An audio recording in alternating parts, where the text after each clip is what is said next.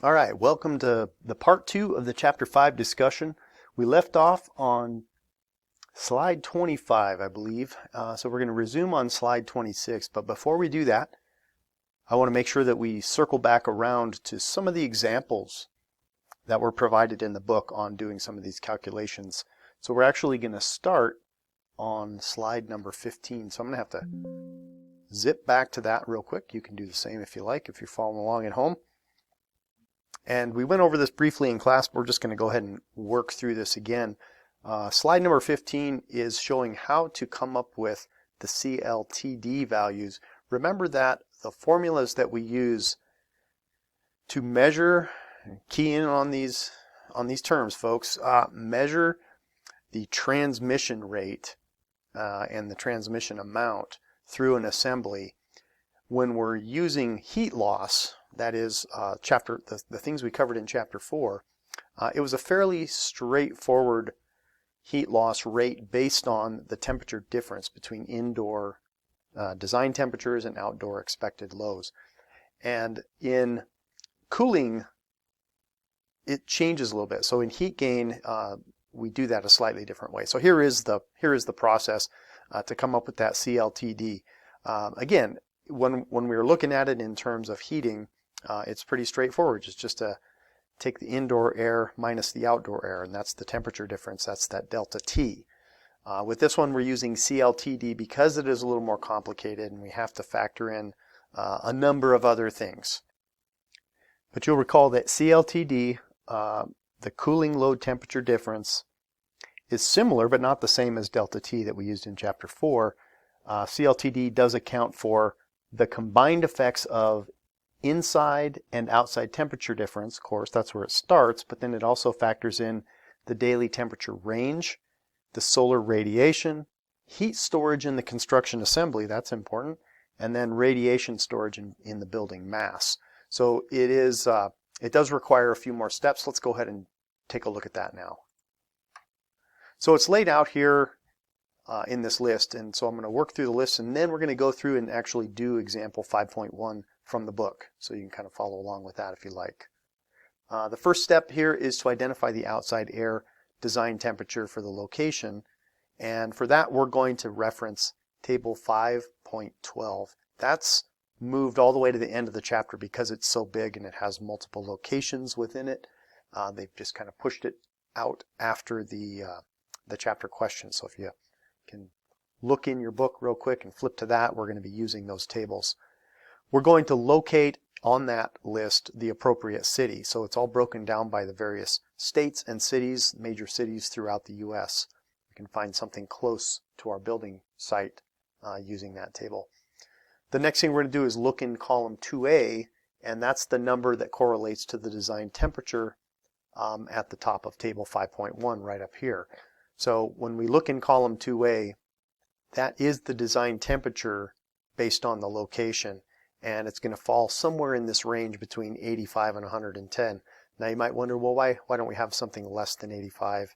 You could make that argument that maybe that should go down to 75, because a lot of people really are going to run their AC when it's below 85 outside sometimes. But that's a good range to sort of use maybe as a common what we might experience where AC would be necessary. Okay, so let's dig up that table 512.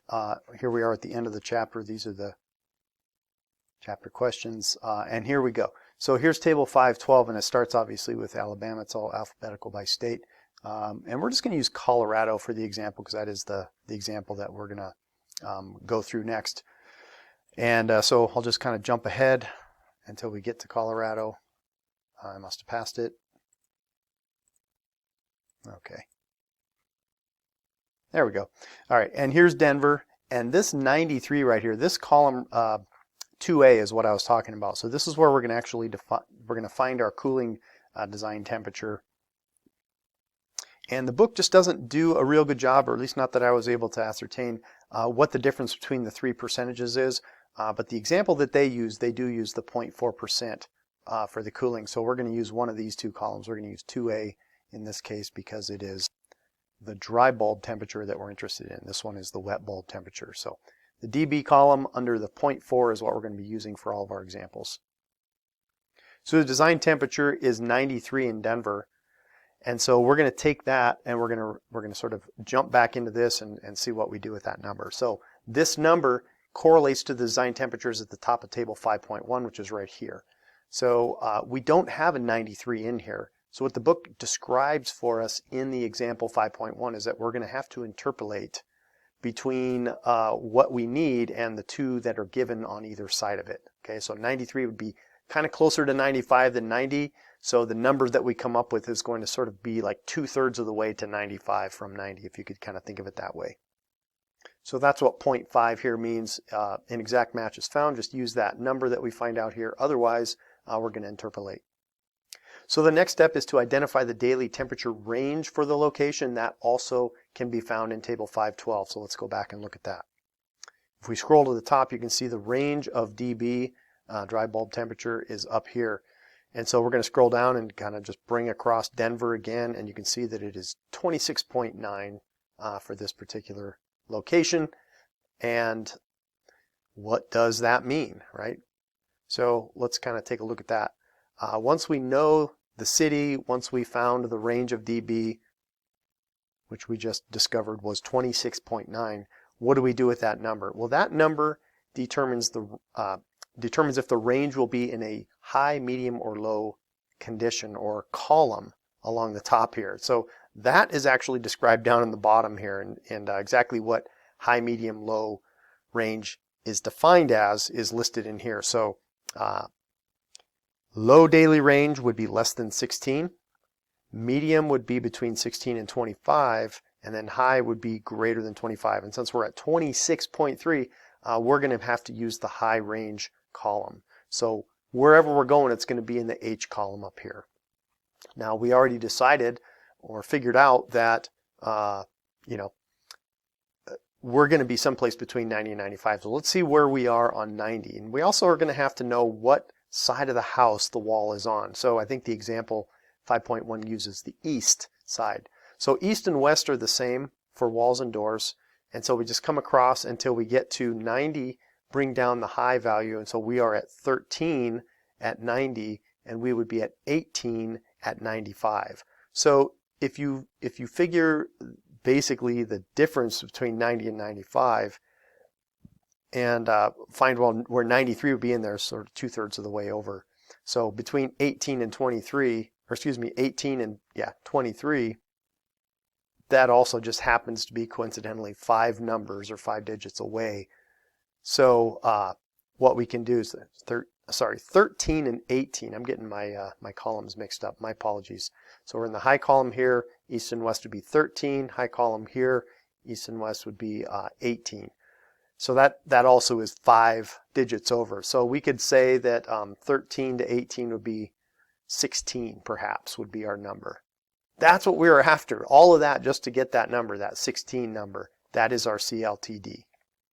So just to recap, the process kind of starts with converting our R value, which we normally have easy ways to add up and calculate the R value of an assembly, of an opaque assembly like a wall assembly. And once we get that R value, we have to convert it to a U value, which you remember is just the inverse. So 1 divided by R equals U. Once we know that U value, then we can plug the whole thing into this equation here. So the Q transmission, and actually that should be a lowercase q. I'm going to fix that. Lowercase q transmission equals U times A times CLTD.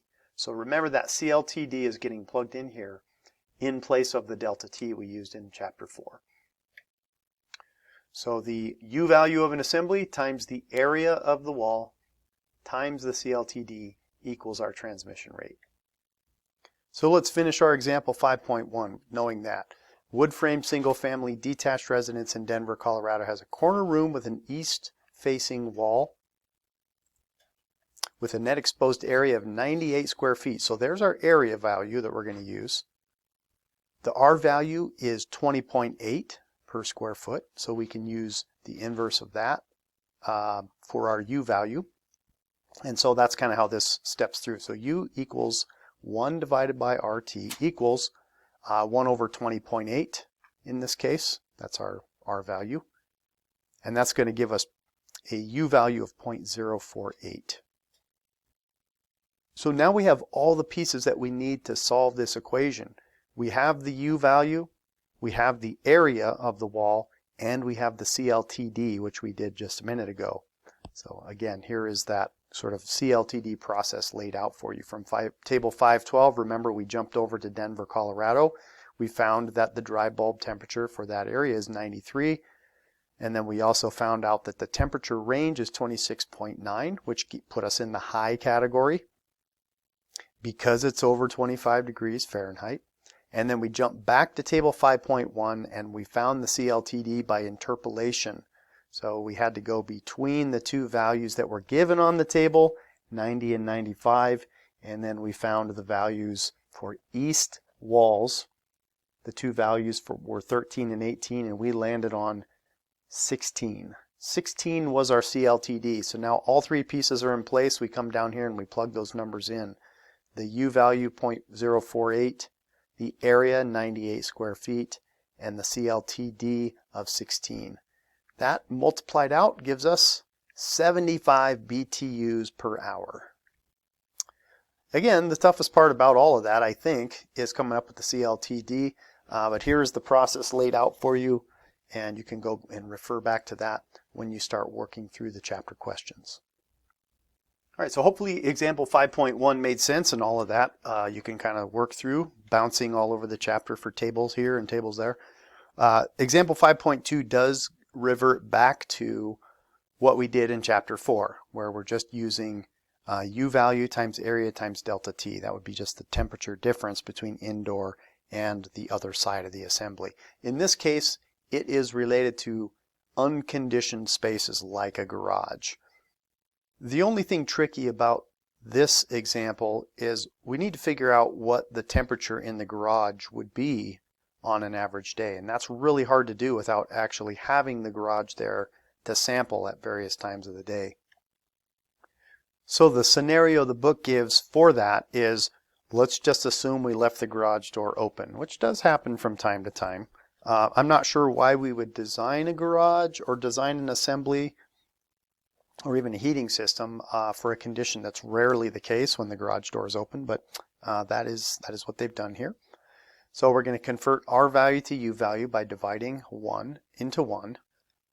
That gives us a total of 0.072 for the assembly that is a R of 13.9. And then the square footage is given. So we're just going to use 192 square feet for that wall assembly. And then for this one, we are going to use delta T. And so we're just going to bring in that 93, that dry bulb temperature that we found on table 5.12 for Denver, Colorado. We're just going to bring that right in here and assume that is the design temperature, and it would be roughly with the garage door standing wide open. So that'll be 93 we can assume in the garage, and our design temperature for inside is 75. I'm not sure who wants to keep their house that hot in the summer, but sure, we'll go with it. And so there is just a difference between those two things. So 18 in this case is what it's going to be for the temperature difference. So we run all that out. We take the 0.072 times the 192 times the 18, I guess. And then we end up with 249 BTUs per hour for that assembly. Okay, also a little bit of a review. We did talk about this briefly in class, but the glass load factor, or the transmission rate through glass, depends on the glass load factor. The glass load factor can be found on a table in the chapter, as you might imagine. We're just going to use this one for the single family detached residences. Again, a lot of these kind of start blurring together, and it's a little bit tough to kind of keep track of a lot of this stuff, but one of the things we need to do for this is figure out, again, the design temperature. We're going to still kind of go back to that table 512 at the back of the chapter to kind of figure that out. But we already know for Denver, Colorado, it's going to be 93. And so, again, we might have to do a little bit of interpolation here. So if we're going to assume regular double glass, for example, and we're going to be somewhere between 90 and 95. We also need to figure out which direction the thing is shaping and whether or not there is any kind of inside or outside shade that's being offered to the window. So let's just make the assumption that there is no shading, that we are not using any kind of draperies or roller shades, and so we use this top row. Come down to the east and west value, we come across over until we hit our design value for double, and we're going to be between 90 and 95. So it's somewhere between 78 and 81 is going to be our glass load factor. And keep in mind that is per square foot. So we have to multiply it out like we do with everything else. Let's go back to the formula. Q glass, transmission through glass, equals glass load factor times area. That's it. That one's super easy, right? All you got to do is use the table correctly. Not always easy.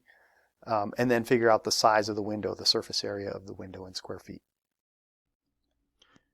Now, in its basic form, it is fairly straightforward. However, the book does point out that there needs to be a correction based on your latitude. Your latitude makes a difference just because the angle of the sun changes depending on where you live. So down here at the bottom, you can see it's talking about glass load factors, but the subtext is correct by a plus 30%. You're going to have 30% more glass load factor for latitude of 48 degrees and by a negative 30 for latitude of 32 degrees. So anywhere in between those two, you could sort of interpolate that 60-degree spread or 60% spread. Obviously, the way that we would do that, if we have a number, let's say 100, we reduce that by 30%, now you're down to 70, right? So just multiplying the percentage by the whole number and then subtracting the result of that from the whole number is how we would get there. And I guess I should say adding or subtracting depending on which direction you're going. But let's leave that correction behind us for a minute. Let's move on to another topic, which is this guy, shade line factors. Again, we introduced this in class, but let's take a little bit deeper dive into how this thing works. You can tell right away that this also depends on where you're located, right? So the latitude in degrees north, and you could maybe assume that you could do the same thing in degrees south if you're building in the southern hemisphere. All of this gets switched around though. The south becomes the north and all that crazy stuff. But bottom line is we're living in the northern hemisphere, and so we're going to just assume that's where we're building. So this table is extracted from the 2001 ASHRAE Handbook Fundamentals, just like all the other ones we've been looking at. And the way that it works is you look at which direction the window is facing, and then of course you try to zero in on the latitude north that you're at. And Rapid City, if you're looking at that specifically, that happens to be at about 44 north. So we'd be able to quickly figure out our shade line factor. So this is how that's defined. This is basically defining how much vertically the window might get shaded, and then that needs to be multiplied by the width of the overhang that's providing shade to that window. So if it is a soffit or an eave or a built window shade that was attached to the side of a building, the width would be the variable. So that's what we have to decide on here to run this calculation. So in other words, values of the shade line factor based on latitude and window orientation, as seen in this table, are found in Table 5.5 as extracted from ASHRAE. The shadow depth beneath the projection of overhang, L shadow, is found by, again, multiplying it by the width of the overhang. So let's take a look at example 5.3 and see how all of that comes together for cooling load from glass windows. All right, here's our scenario. Example 5.3, a wood-framed single-family detached residence in Denver, Colorado, has a corner room with east-facing windows. The fixed windows are regular double glass. Okay, so we're going to be going to table 5.3 and seeing if we can make any sense out of this. The fixed windows are regular double glass with a total glass area of 25.5 square feet. Determine the cooling load attributed to the windows. All right, so the first example we're looking at is one with no inside shading, not a very realistic example probably, because everybody's going to have blinds on their windows probably and getting some kind of shading, but let's go with it. Let's take a look at table 5.3. First, let's find the right row. This top one here says no inside shading, so that's where we want to be. And we also know it's an east-facing window, so specifically this row right here where my cursor is dancing around is the one that we're going to be looking at. Then we come across the top and we find regular double glass. The example just told us that. And we have various design temperatures out here. Now, interestingly, the example is talking about 90 and 95. So again, we're going to have to interpolate between those two things.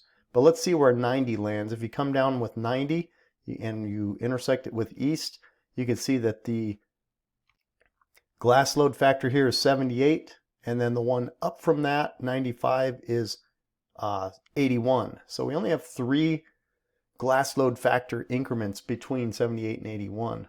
We have 5 here, so we're really going to have to be guessing on this more or less. So here it's spelling that out. Based on a 90-degree outside design temperature, the GLF would be 78. If you're using 95, it would be 81. So we know our number is somewhere between there. Now, I'm not sure why, but down here, all of a sudden for Denver, they're using a outside design temperature of 91. We had been using 93 on all the other ones, so I suspect maybe they made an error and just have a typo there, but doesn't matter. We'll use 91. We're going to go with that, just assuming Denver's outside design temperature is 91. So if we interpolate between 90 and 95, which would be a range of 78 to 81, we know that we'd be pretty close with 79, right? If we just went up 1 with that one, since there's only 3 to go up, that's going to be pretty close. So that's what they ended up landing on, is 79 BTUs per hour as their glass load factor. So in this example, we're just saying the transmission through glass equals the GLF. We're using 79 for that, times the area.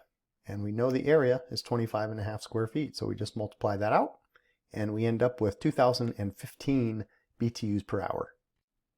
For windows with fully drawn Venetian blinds, some internal shading on this one, we would do the exact same thing. We would still be using table 5.3, but we're just going to be doing it in this row, these rows right here. So we'd be coming across from east and west, and where that intersects 90 and 95, we have a range of 41 to 44 for our glass load factor. So if we're looking for 91 instead of 93 for whatever reason, that's just going to be a little bit over 41. So let's see how they interpreted that. So they say through interpolation, they're going to say the GLF is 42 on that one. So we'll go ahead and plug that in to the same equation. Q glass equals glass load factor. 42 is what we're going to use for that, times the area, same area. So we end up in that case of 1,071 BTUs per hour. So cut that BTUs per hour in half. That's basically saying that the heat gain that you're getting through the window gets cut in half if you just put blinds on your window. Makes sense though, doesn't it? Stopping the sun from shining into your house and heating up the objects in your house is certainly going to reduce the heat gain. Example C works exactly the same way. We're just working in a different row. So in this one, they're using windows that are fully shaded on the outside with no inside shading. Okay, and so that's going to be on this top row right here, no inside shading. And it mentions in there that if you have full shade on an exterior awning or overhang, you're just going to treat that window as a north-facing window. So we'll just use this row right here, no inside shading and a north-facing window. So we come across and we can see that at 90 it's 30, at 95 it's 34. So we're going to probably interpolate that to about 31. And if you look down here, that's exactly what they've done. So glass load factor, which is 31 times the area 25.5, equals 791. So we're getting down there really low. If we stop the sun from hitting the window at all on the outside, we're going to reduce that glass load factor considerably and get it down to where we're only having to consider ambient light that's coming through, and there is a certain amount of heat gain just from indirect sunlight as well. Example D, this is where we are going to get into that shade line factor. So this one will be a little bit different than the first three, A, B, and C. So the scenario here is for two fixed windows with no inside shading and a 3-foot wide exterior overhang. The window glass is also 3 feet wide by 4.25 feet high. The top of the glass is 1 foot below the overhang. And so we're going to flip to table 5.5 and see if we can make some sense of this. So this one's going to be pretty easy to figure out. If it's an east-facing window, all of the values, regardless of latitude north, are going to be 0.8. And so obviously our shade line factor here, 0.8. So we just need to multiply that by the overhang width. So let's talk about the overhang width. What is it that we're talking about there? And that's a literal question, not rhetorical. I am not certain because I've read this section multiple times and it really doesn't describe what that means. But if we're going to use common sense, and I think we should, the width has to be how far the overhang hangs out from the building, not the width as it would be compared to the width of the window. So I don't think it's how long the overhang is along the length of the building. I think it's how far it sticks out, how far it projects away from the building. So we're going to go with that assumption, and because it makes the most sense. That is really what's driving how long that shadow beneath that overhang would be, is how far it projects out from the building. So that's how we're going to define the overhang width. Let's multiply it then. The shade line factor, 0.8 times 3 feet, which was given to us. That's how wide the shade is, equals 2.4 feet. Now that's the length of the shadow. Presumably the vertical length of the shadow on a vertical window. So how much of the window is actually shaded depends on how far below the top of the window is from that shade. So if you have a 2.4 foot vertical length on your shadow and your window doesn't start until a foot below that shade, then you're only going to get 1.4 feet of shade on your window, which is what it's talking about right here. Let that sink in for a minute. At this point, we have enough information to identify how much area of that glass is in shade and how much of that area of that glass is unshaded, because we know the size of the window and now we know the size of the shadow. So we're actually taking two windows in this case. The example had two windows. So we say 2 times that 1.4 feet of vertical shadow times the 3 foot width that each window is, equals a total of 8.4 square feet of shade. And then we can also figure out how much is unshaded. We have two windows multiplied by their area minus the 1.4 feet times 3 foot wide equals, at the end of the day, 17.1 square feet of unshaded window area. So from our examples before, we know that C and A, that the glass load factor for fully shaded glass is 31 and the glass load factor for unshaded glass is 79. Quite a difference. We can now multiply those values times the area values that we just came up with. So for fully shaded glass, Q glass equals the glass load factor times the area equals 31 BTUs per hour times, okay, so we multiply that out and we end up with 260 BTUs per hour for the shaded glass, and look at this, 1,351 for the unshaded glass. That is quite a difference. Let's shade our windows, shall we? And in fact, let's shade the whole thing maybe. The nice thing about those window shades is that the higher the sun gets in the sky, the more shade they produce. So you would have to have it hanging out there quite a ways to shade the entire window that is of this size, but certainly could be done. And we could put the shade down a little bit lower so that it's closer to the window and therefore providing more vertical shade across its face. Okay, so if you need to, or if you want to, maybe back that one up, go through the book yourself and try to work through those examples and see if you can make it make sense based on what I just did and what the text says. Once you're confident with that, you will be well prepared to take on the questions for the chapter, up to that point at least. But now would be a great time to just pause for a minute, maybe let your brain absorb all of that before you move on to the next thing. The next thing being, of course, sensible cooling load from infiltration. And of course, we're going to group ventilation with that too. In a lot of cases, they're going to just be one number, especially in particular for residential design. So this part is just a review from what we looked at in class. Let's go back a slide. In residential cooling load computations, heat gain from infiltrated air is included with the heat gain from outdoor ventilation air, mainly because there are no code requirements for ventilation. So we talked about that in class a couple of times already, so that's just a review. Second bullet point, sensible heat gain resulting from infiltration is typically determined with the air change technique, that ACH thing we talked about. That just means air changes per hour. That's kind of an arbitrary number. It's very rough. ACH, the ACH value that you use will be based on the age of the building. There's an assumption that's made that older buildings, and it's generally true, older buildings are looser and less energy efficient, much more air infiltration going into an old house than modern buildings. They're built much tighter, much higher code requirements that are had to be followed, and therefore results in a tighter house. And just to define once again the air change thing, it's just ACH equals 1, which is the volume of the room that you're calculating per hour. So that much air is coming in per hour if you have an ACH of 1. So clearly a lower ACH means probably a newer house. And maybe a more accurate way to say that is a newer house is probably going to be a lower ACH. So quick review, the way all of this minutia sort of shakes out in the end is total cooling load. That's really what we're after. That's why we're doing all of this stuff. But we have to add up all the individual things that we calculated.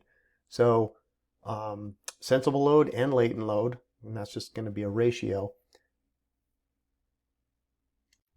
And just remember that the latent cooling load of a residence is computed as 30% or less of the total sensible load. So total cooling load is the sum of the sensible loads and the latent loads. So total cooling load equals sensible load plus latent load, but we have to add up all those sensible loads to kind of have a starting point with that. We would then multiply that by a standard percentage to get the latent load. And that brings us up to where we left off in class on slide 26, I believe it is. And so we're going to jump to slide 27 now and resume with our discussion.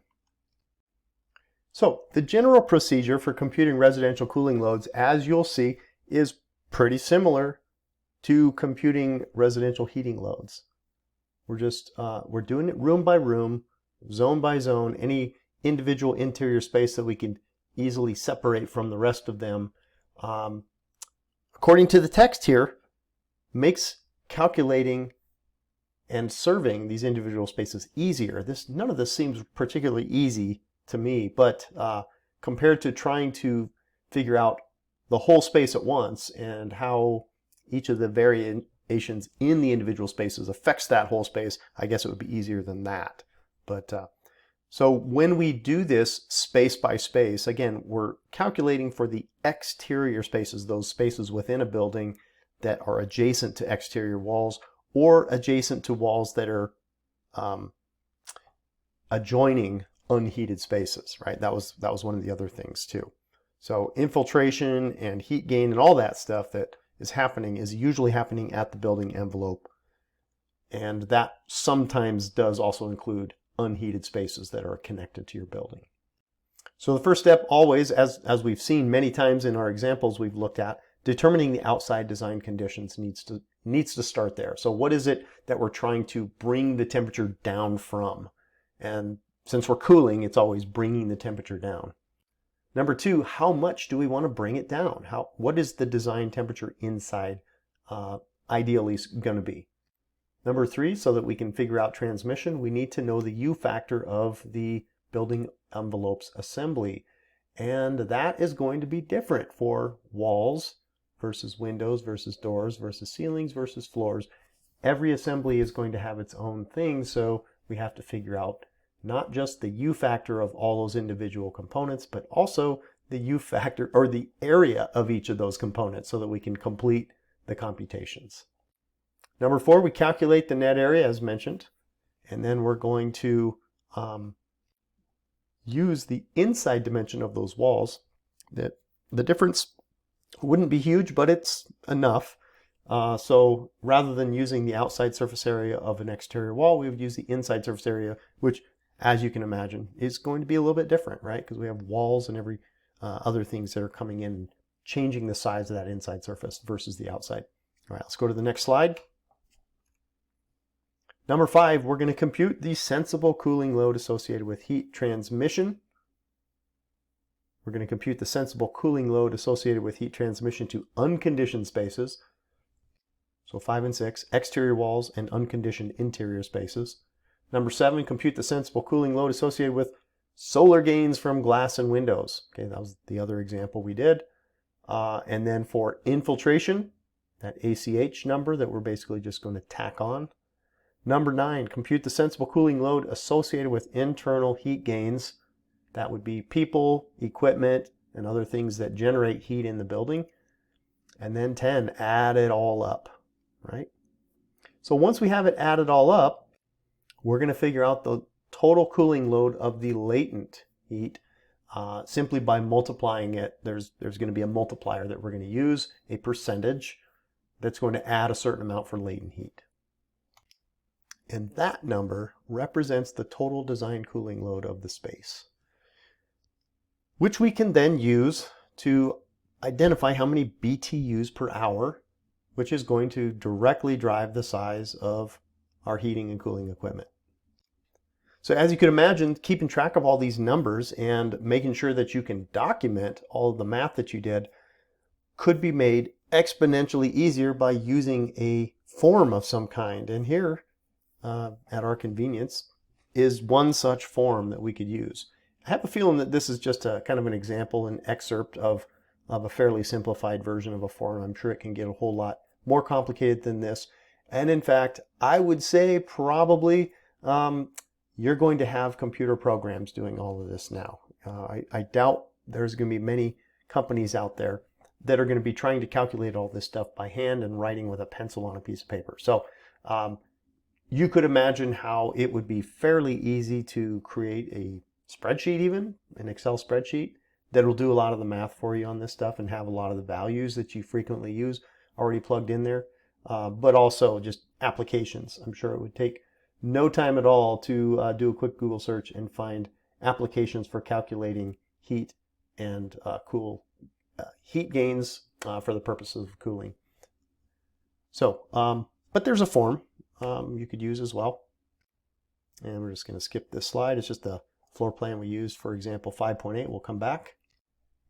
And this is maybe a little obvious, maybe not worth mentioning, but here is the equation, right? DLT, which would be the total cooling load at design conditions, equals the cooling load for space 1 plus space 2 plus space 3 and all the spaces throughout the perimeter of your house. We just add them all up together, but you want to throw it into a formula is what it looks like. So now that we've seen how to do all those sort of individual calculations, the book just kind of then puts it all together for us and shows us, okay, well, what if we had an actual scenario like this where we needed to calculate all of the heat gains in a space like this. So it is just a process of going back through those individual things and then adding it all up at the end. So the example that they're showing here starts on page 137 of the current version of the book. Example 5.8 lays out a scenario, gives us the areas of the individual spaces, and then we just walk through it. So rather than read all of this to you, I'm going to ask that you just look through example 5.8 and make sure that you remember all the individual steps that we're talking about. We'll take a look at a few of them. In this first area, we're just getting handed to us the conditions of the structure. So it's laying out the R value of the ceiling, the exterior walls, the floor of unconditioned spaces. All the individual spaces are kind of defined in here, not in terms of their size, but just in terms of the assemblies that are surrounding them. And by the way, all the way through the text, it didn't really talk about why we were using the 0.4% design conditions on table 512. So this is why, because we're assuming that the structure is light frame construction, which most residential construction is. So that makes sense, the 0.4%, just to remind everybody what I'm talking about with 512. Let's take a quick look at it. It's this one, and remember there were 3 columns in each of these columns, right? And here's the 0.4 one. We also have a 1% and 2%, but those apparently are referencing heavier construction, things like, you know, brick and CMU and things like that. So we will stick to the 0.4 as previously mentioned. So back to this page, we are going to, first, we're going to start by just calculating the size of all the individual things. And so we know there's a 9-foot ceiling. So the vertical stuff was already handed to us, not shown on the plan, obviously, but we can go through, we can figure out the area of the ceiling and the roof, ceiling/roof, we'll just call it ceiling.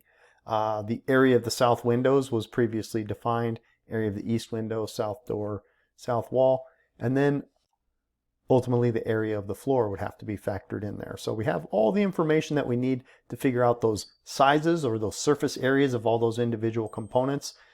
You'll notice it does not break down the wall into U factor for areas where there's framing and where there's not. So obviously they decided to come up with a ratio and take an average of those things just to keep this process a little simpler, which certainly I'm not complaining about at this point. Then we come down and we have to run the CLTD calculations where we're bouncing between tables and interpolating between columns. But that, as discussed in the previous example, we kind of went through that already fairly thoroughly. And we would go through and we would factor in all of the CLTDs for each of the individual components. You can see those listed here.